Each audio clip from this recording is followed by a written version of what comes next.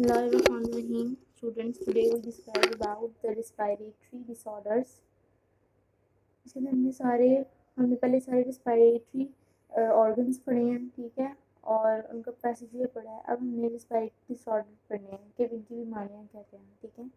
The number of respiratory disorder which is affect the people, the percentage of such order is particularly high in Pakistan. It is due to the more concentration of air pollution not only in urban but also in rural atmosphere. Some of the important respiratory disorder are described next, ठीक है.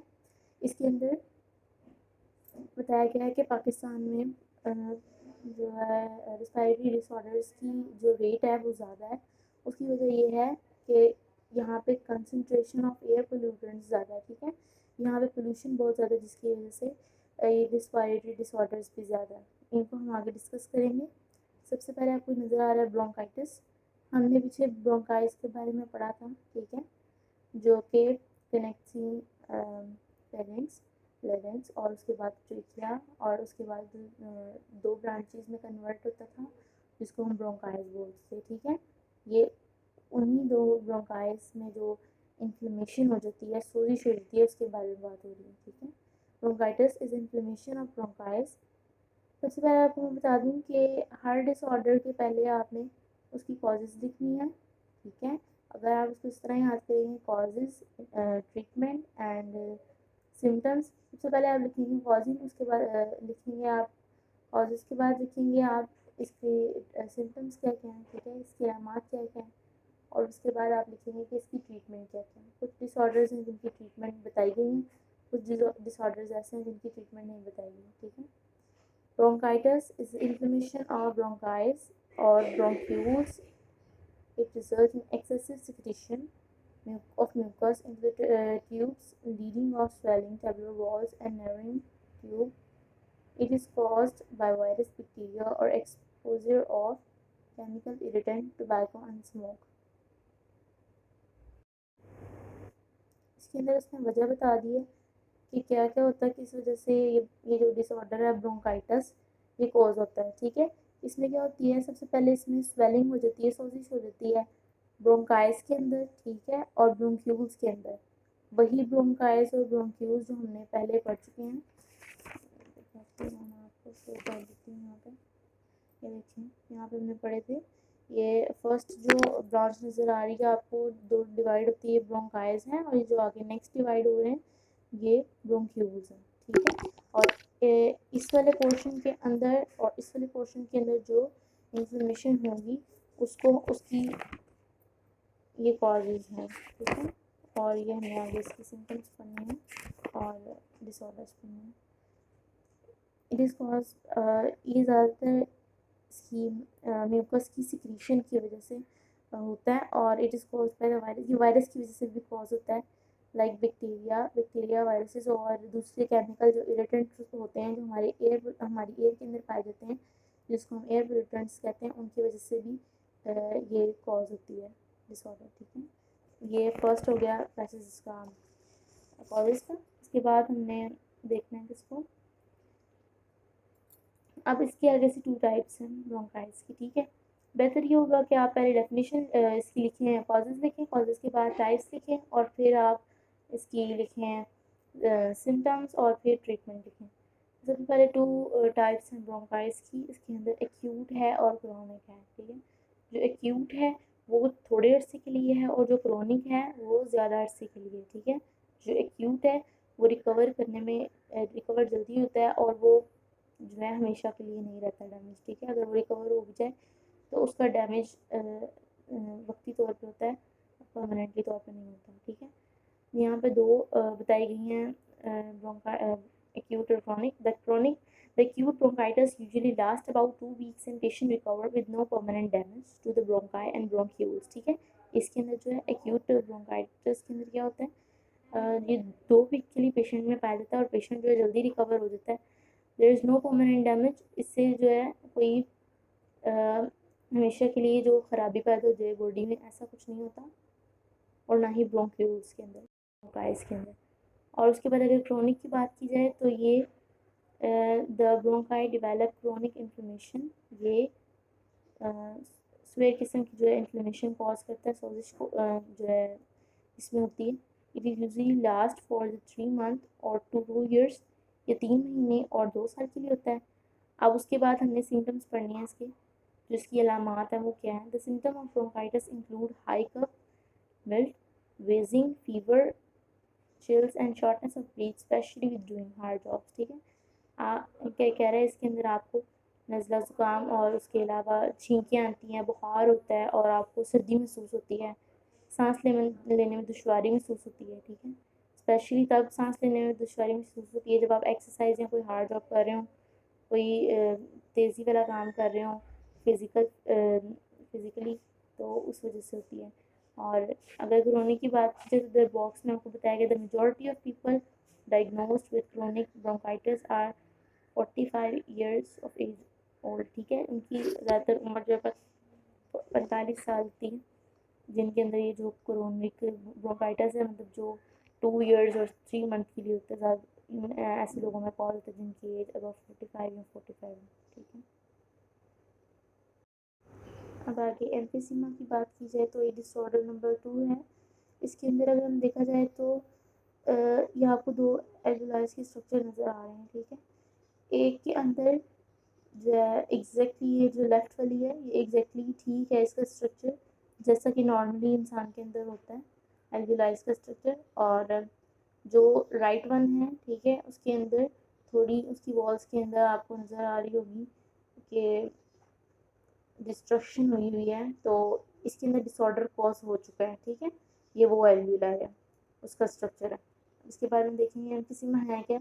It is a destruction of wall of alveoli. इसके अंदर क्या होता है, एल्वियोलाइज की जो walls हैं उसके अंदर डिस्ट्रक्शन होती है, तबाही होती है। ठीक है, इसके नतीजे में क्या होता है, जो लार्ज सैक्स होते हैं ना, यानी कि जो बड़े थैलीनुमा साख्तें होती हैं, इसके अंदर उसकी वजह से उसके अंदर कम स्पेस रह जाती है गैसियस एक्सचेंज के लिए। ठीक है, जब उसके अंदर जो लार्ज सैक्स हैं, क्या होता है, कह रहा है कि emphysema is destruction of wall of alveoli. इसके अंदर तबाही होती है, इसकी जो वॉल्स हैं, दीवारें बनी हुई हैं, ये ब्लैक ब्लैक से जो नज़र आ रही हैं आपको, इसके अंदर जो तबाही होती है वो एम्फीसीमा की वजह बनती है। It is a result in large sacs, कह रहा है इसके अंदर जो थैलेनुमा साख्ती होती हैं, बट विद लेस सरफेस है, ये होती तो थैलेनुमा है, लेकिन इसके अंदर लेस सरफेस रह जाती है, कम जगह रह जाती है गैसियस एक्सचेंज के लिए, जिसकी वजह से एम्फीसीमा कॉज होता है as a lungs tissue break down. इसके अंदर आपके जो लंग्स हैं उनके टिश्यू जो होते हैं वो डैमेज हो जाते हैं। The lungs do not come back to the original position. और ये एक ऐसी स्वेयर डिजीज़ है जिससे लंग जो दोबारा अपनी ओरिजिनल पोजीशन में वापस नहीं आ सकता आफ्टर एक्सहेलेशन, जब आप सांस बाहर निकालते हैं। ठीक है, सो air can not be pushed out in trap into lung. अगर सांस अंदर ले जाए, सांस अंदर चला जाए, मतलब इनहेलेशन का या इनहेलेशन का प्रोसेस हो जाए, तो एक्सहेलेशन का प्रोसेस करना मुश्किल हो जाता है, हवा को बाहर निकालना मुश्किल हो जाता है। ठीक है, उसके बाद आपने सिम्टम्स को कर लेना है। सिम्टम्स हम लोग देख लें यहाँ पे कौन कौन से लिखे, अगर तो आप इसको पॉइंट से सोच में लिखते हैं तो ज़्यादा बेहतर है, पेपर की प्रेजेंटेशन ज़्यादा अच्छी तरीके से होती है और चेक करने में भी आसानी होती है। The symptoms of emphysema include shortness of breathe.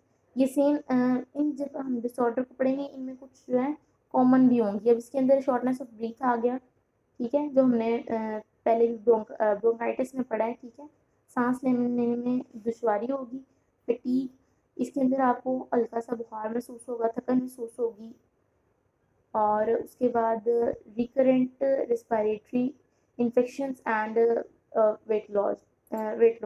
इसके अंदर क्या होगा, आपकी जो रिस्पायरेटरी इन्फेक्शंस हैं वो ज़्यादा देर तक रहेंगे और आपको जो वेट लॉस है वो होगा। By the time of symptoms emphysema appear, the patient usually lost। जब पेशेंट के अंदर ये तब जैसे कैंसर का हम देखें, कैंसर की भी जब लास्ट स्टेज होती है तब मोस्टली कैंसर की सिम्टम्स जो हैं वो वाजे होती हैं। इसके अंदर भी जब 50 to 70% लॉस हो जाता है लंग्स टिश्यू का, लंग्स टिश्यू डैमेज हो जाते हैं अच्छी तरीके से, मतलब 50 to 70% हो जाते हैं ऑलमोस्ट, तो तब इसकी सिम्टम्स जो हैं वो नज़र आना शुरू होती हैं। The level of oxygen is in blood may get so low that is cause serious complications. इसमें क्या होता है, आपकी ऑक्सीजन का लेवल जो होता है ब्लड के अंदर वो कम हो जाता है, बहुत कम हो जाता है, फिर इसकी वजह से बॉडी को बहुत सी मुश्किलात पैदा हो जाती हैं। ठीक है, डिस्कस अबाउट द निमोनिया। ठीक है, निमोनिया की कॉजेज़ पढ़ेंगे, निमोनिया के सिम्टम्स पढ़ेंगे और निमोनिया का ट्रीटमेंट पढ़ेंगे।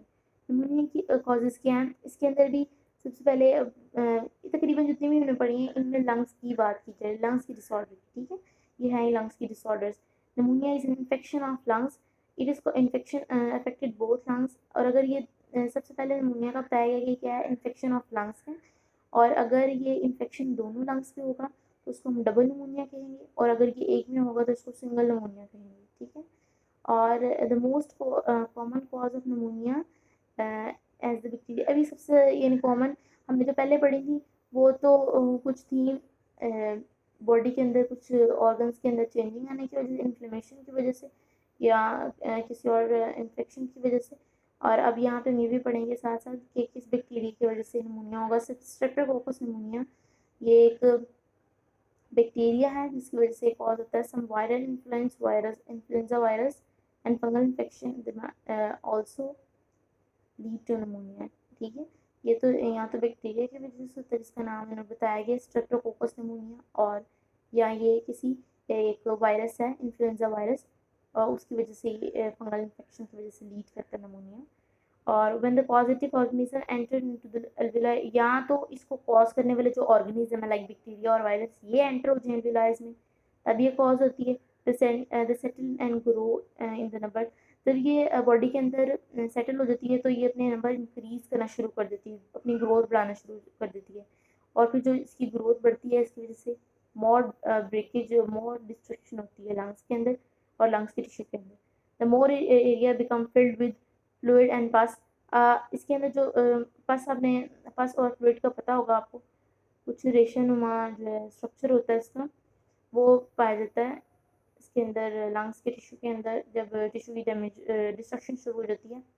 The symptom of pneumonia include cold. ठीक है, जैसे चिल होता है बॉडी के अंदर, इनके बॉडी को ठंडा महसूस होता है और बुखार सा महसूस होता है, इसी तरह सर्दी लगती है, अ कोल्ड, इसके अंदर भी a cold that is followed by the high fever. ठीक है, सर्दी लगती है बहुत ज़्यादा और हाई फीवर हो जाता है और शिवरिंग होती है, कपकपाहट होती है, and the cold and the cough with the sputum production.